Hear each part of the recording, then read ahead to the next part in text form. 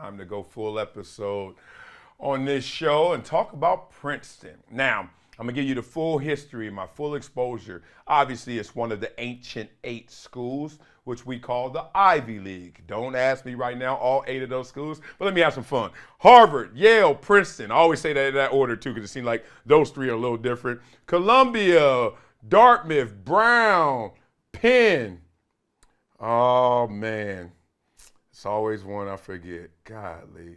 Cornell. All right, Cornell. There you go. My best friend went there. I should have known that. All right. So here we go. Princeton's in the Sweet 16. And you know who's not in the Sweet 16? Duke, North Carolina, Kansas, Kentucky. All these schools that are just built, it seems like, at least in terms of the athlete perspective, on basketball, right? These guys have totally committed to the game of basketball. They are future professional athletes. And it seems like that they've compromised their academics to some degree. Duke's a great school academically, at least in reputation. So is UNC. Kansas and Kentucky, I hate to say it if y'all go there, but that ain't what y'all rep is. Y'all rep is balling, right? We get it. But I always thought, why do I have to choose, right? Like, why do I have to give up one for the other? Why this seesaw effect? Baller school, academics down here. Great academic school, Ivy League. Oh, man, the game and the ball is down here. So growing up for me, I always wanted to go to a few schools based on colors and reputation. It was the University of Texas because that burnt orange looked sick, and seeing them people hook that horn, I was like, oh, I'm all in. Then it was Syracuse because of their orange. I must love orange, right? And then it was Princeton. And it wasn't because of the orange in their uniforms as well. It was actually because of Carlton. Remember Carlton and the Fresh Prince? He just wanted to go to Princeton so bad, and it just seemed so prestigious. Harvard, Yale, of course. But those seemed like the blue bloods of the Ivy League. And the underdog, big dog, seemed like it was Princeton for me. So I always had like this curiosity about Princeton University. Obviously, I went up there and performed and competed against them a couple times. So I know the campus, not intimately, but I know the area. You know what's interesting about this? Because they're in the Sweet 16 right now, that they have wrecked it, along with Farley Dickinson as well. But really, Princeton started it where there are 0, donut brackets that survived that Princeton and Farley Dickinson upset. Seriously, of 20 million brackets, they said 0 have survived it. That's crazy. But let's get into this conversation because I want to school a couple people, if I can, about Princeton and the Ivy League at large because I really love my Ivy League experience. I'm not going to bore you with that till we have that topic. But as it relates to sports, I always used to tell athletes, and I have one in particular. You guys remember the Black Mamba? And I'm not talking about Kobe Bryant. I'm talking about the original Black Mamba, DeAnthony Thomas. Yeah, he went to Crenshaw High School. I remember meeting him and actually going to a couple of his games. And I remember the first time I met him, I was giving out some shoes and giving out some gear. Big U, a neighborhood OG, set it up. So I talked to the whole football team and gave them a bunch of equipment, et cetera, right? And I'm like, so who's the Black Mamba in here? Now, I should have been able to just look, because if you, that nickname fits DeAnthony Thomas, if you ever seen him. Oh, man, I'm glad the lights were on. It was hilarious in there. I was like, oh, that's him. And everybody was pointing at him like he was the man amongst little boys, like the man. And I was like, so where are you going to school? He said, I don't know. I was like, you got offers everywhere, right? What's your top 5? And he named them. I think it was SC, Oregon stood out. I don't want to misquote them for the other 3. And I was like, man, how are your grades? And he was like, oh, they good, they all right. Whenever someone says they good, they all right, I don't think they that good or all right. But I was like, all right, whatever. I ain't going to call you out in front of your boys. So I was like, you ever think about going to Ivy League? He was like, why would I do that? And I was like, well, you can still go pro from the Ivy League. I said, that's one. If you qualify academically, it's a great school. And I'm assuming you ain't the richest kid in the world like me. When I was leaving high school, they'll pay for your education academically, basically, through grants and loans. And then it'd be this much money you owe the Ivy League, but you got an Ivy League education. I end up having to pay $4,000 a year. I graduated with a $16,000 bill that obviously I paid off once I got my signing bonus. But point being, 16 G's for an Ivy League education? Sign me up. And I was like, plus the networking is amazing. I said, you know how many billionaires went to Ivy League schools? I said, do you know if DeAnthony Thomas, because look what happened to me. I got love. I said, you, the Black Mamba, I am a professional athlete up here looking for you. You went to the Ivy League, talking about a big fish in a little pond. You would run circles around them cats and be forever recognized as one of, if not the greatest Ivy League player ever. That comes with dividends, bro. You sure? And he was like, nah, dog, I'm going to go to, big school experience. Fine. He invites me to his game that weekend. I go to the game Friday night. I'm a little late, mad that I'm a little late, parked. And all I remember is hearing the crowd roar. I was like, oh. They're like, DeAnthony Thomas, touchdown. Come in again. I'm trying to get to my seats. I see this one, but I'm looking through the stands. High school stands. You can see through the wood and the metal, right?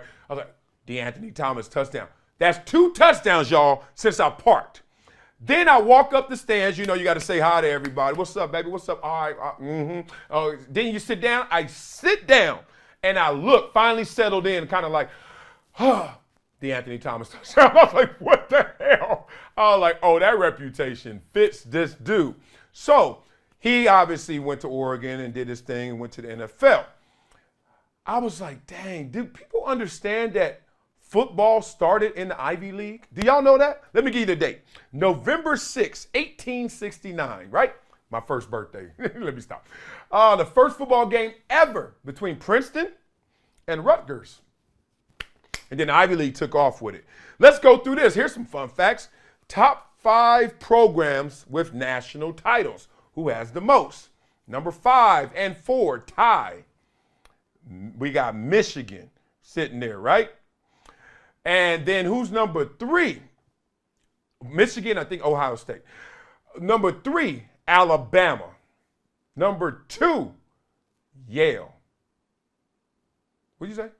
Yale. Number 1, all time, Princeton. Ain't that crazy? Like, Ivy League not only started football, but used to run football till I think the 50s, 1950s or so, around that time when they actually got termed the Ivy League, and then everything changed. They really put an emphasis in just academics, and I think the seesaw was created. Because before that, the Ivy League used to run it.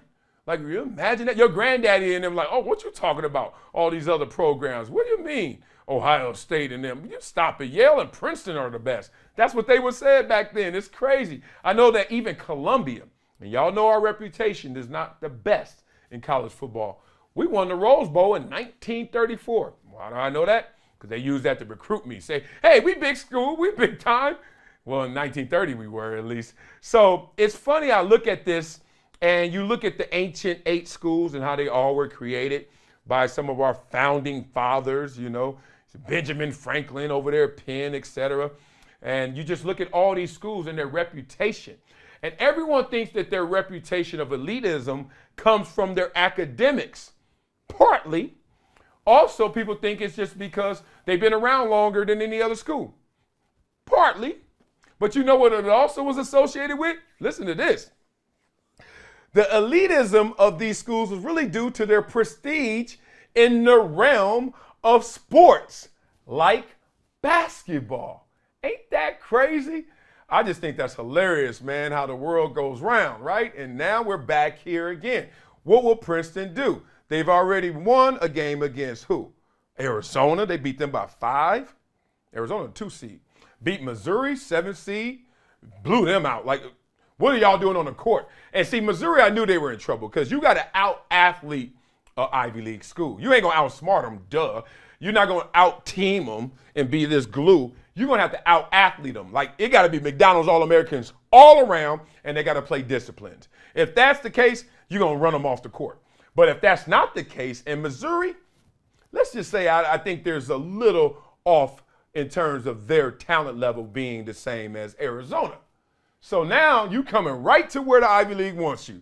A little less talented, and we going to kill you not only with our talent level matching yours or comparable, but more importantly, that team chemistry, that intelligence, and that IQ on the court. So now they got to play number 6 Creighton.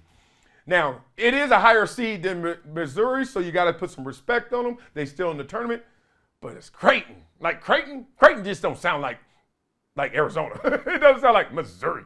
So if I'm on Princeton's team right now, between studies, because they've been showing videos of the campus, like, oh my God, Princeton's so hype. Not Princeton. These cats are still studying. These cats ain't throwing no big frat parties, nothing. It just, every video I've seen is just like, oh, that's great. And it just reminds me of my experience when I was at Columbia, no matter how well we were playing. In my senior year, we ended up 8-2, but we started off 6-0. And for Columbia, in New York City, oh, it was on fire. And even then, the city was on fire. People were excited. You go on campus, hey, Marcellus, like nobody cared. No fanfare, but woo! If Princeton beats Creighton, gets into that Elite 8, oh, it's going to get gangster out here. What if Princeton wins it all? What if I'm doing this show for the next couple weeks, still talking about Princeton because they're still in the tournament? You know my Ivy League self is rooting for that. Hopefully, people can understand from this. It's not just about Princeton in the tournament. It's like you don't have to really sacrifice to be a baller. You can have brains and ball. And hopefully these guys are showing that. Not only making an impact in the tournament and at the collegiate level, but hopefully one of those guys goes pro, just like I did, to kind of give that understanding that you don't have to give up one to have the other. You can live the best of both worlds.